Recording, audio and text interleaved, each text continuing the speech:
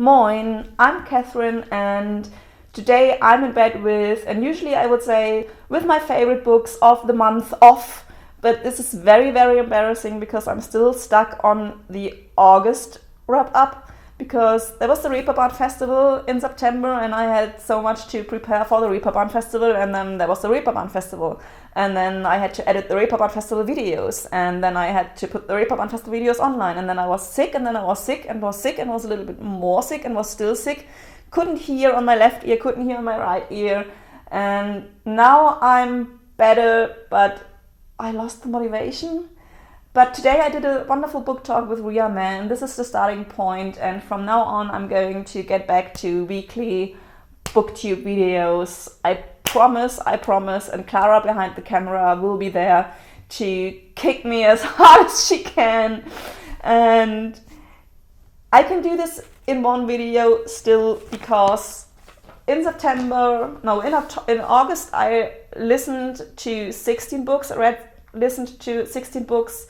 In September it was only 5, and in October it was only 2 because, as I said, I was editing and doing other jobs. And those are 16 plus 5, 21 plus 2, 23 books, and only 2 4-star ratings, no 5-star ratings. And the rest just wasn't that good. Till bad. As always, I'm mostly going to talk about the books that I liked, but I'm also going to squeeze in a tiny disappointment at the end. But I'm going to start with a political statement. For me, it's a political statement. For other people, it's a health statement, but I don't think so. And a little rant. I think one of the novels I only gave 3 stars and that didn't make it into the wrap-up was a Thomas Ford novel. Not this one, because this is the Thomas Ford novel I actually really like. And he writes important and good gay literature, but I think in every single one of his novels there is a sidekick bad comment about veganism. And my political statement is everybody is so afraid of what Trump will do to the environment as he will get out of all the contracts. And if you care for the environment, it's in your own hands to do something for the environment. And my tip is go vegan, because like a third of all the ozone problems is caused by mass animal productions. The greenhouse effect is real and it is caused by meat production. Go vegan. And if you don't go vegan, go as vegan as possible. You don't have to change your life from today to tomorrow. You can make it a slow process, but start thinking about it.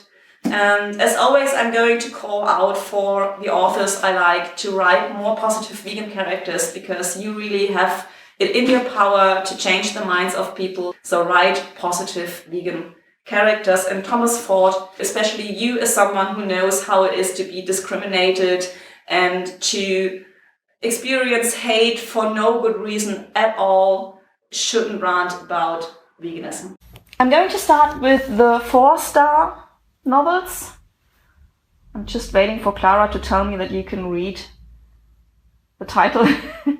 It's a man called Uwe, or en man som heter Uwe in the Swedish original by Fredrik Backman. And I really love this novel because first of all, it's about an old man, and I don't think there are that many good novels out there about old people, at least not that I've read and that I empathized with.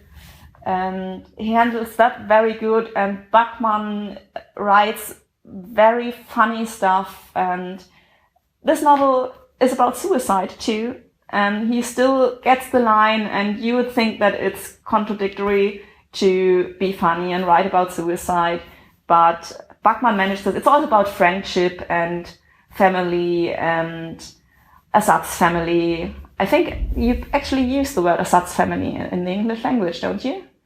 Replacement family, if you don't. And I love how he handles the topic suicide and that he handles it without any judgment. That's why I gave it 4 out of 5 stars.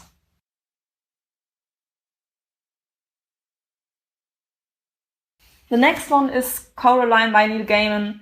And how pretty is this cover? I just did a video about a used books haul where I bought physical used copies of the novels I listened to. I also listened to this one, and I haven't got a physical copy yet, and I please do want to have this one. How pretty is this? I'm not going to say that much. It's about a girl that ends up in a parallel world and has to find her way out. And it's a very cool and brave girl, and I love that in a novel, so I gave it 4 out of 5 stars.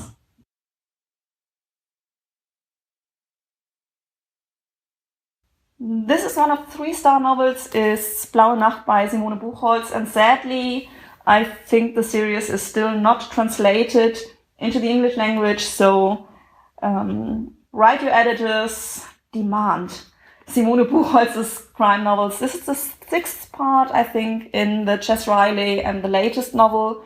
I only gave it 3 stars. I don't know if I just got used to how good her language is, or if I thought there were some weak points in the story. I still love her characters. I love her politics. She's very political about things in Hamburg and the Keats, and I agree with her political statements. So, yeah, 3 stars, but I still highly recommend the whole series.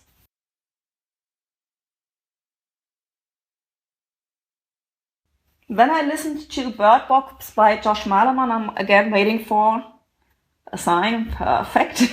And I more or less stumbled into this not knowing what's going to happen. And let's just say I don't like thrillers. I usually don't like crime novels, by the way, so it's really an achievement of Simone Buchholz that I love her series. And for that I don't like thrillers or horror stories, this is very good. So if you are into that stuff, you probably will really like this one. For me, it was only a 3-star because I really can't handle that much suspense and horror. So yeah, for me only a 3-star, but if you like thrillers, horror stories, Bird Box, Josh Malerman.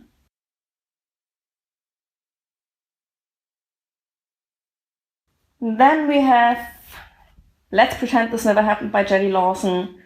I got this as a birthday present, and maybe my 3 stars aren't quite fair because I listened to the 2nd part before I read this one, and it's read by herself.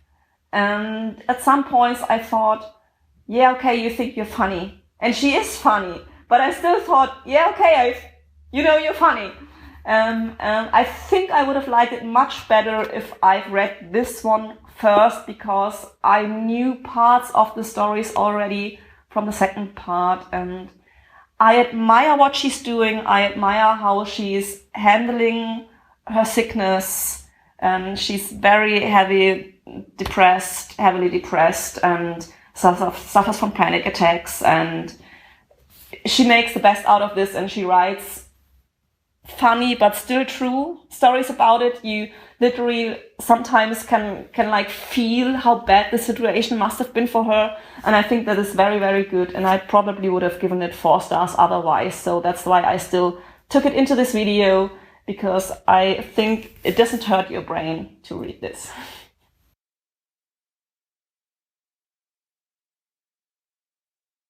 And now we've already come to the disappointment part. Because, again, it's just funny that this is happening today. I just did a used book haul video. I still have the book here. Where I praised Let the Great World Spin by Colum McCann. I really loved this novel. I can't push that point too much. And so this was such a disappointment. I only gave it 1 star.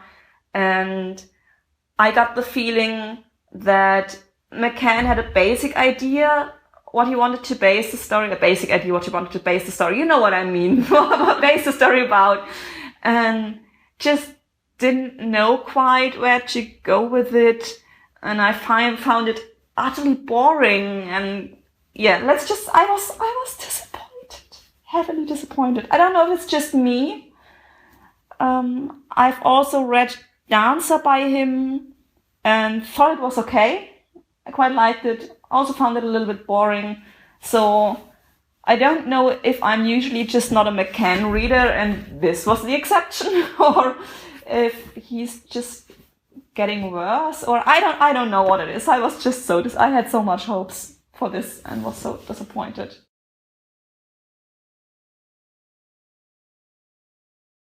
That's it for this wrap up. August, September, October in how many minutes? And as always, don't forget, support your local book dealer and go vegan. Hi, I'm in bed with Wakey. Today, as we just talked about you at the Reeperbahn Festival, today we are talking about a book. I love that. It's Ready Player One by Ernest Cline.